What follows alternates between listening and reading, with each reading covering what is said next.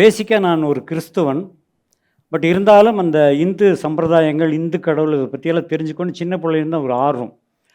அதில் கற்றுக்கிட்டது தான் ஜோதிடம் ஒழிய, என்னுடைய ஜோதிட சர்வீஸுங்கிறது ஃப்ரீ சர்வீஸ். ஃப்ரீயாக சொல்லணும். ஜோதிடம் வந்து காசு பணம் வாங்கிட்டு அப்படிலாம் கிடையாது.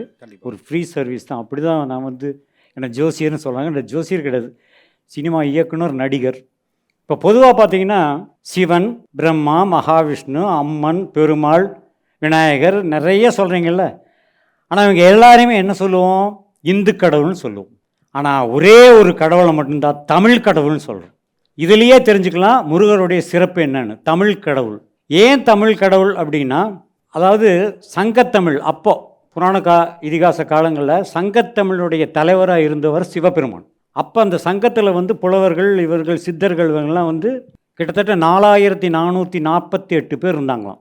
இந்த சங்கத்தமிழை வந்து படிக்கிறது, பாடுறது, இதெல்லாம் கவிதை பாடுறதெல்லாம்.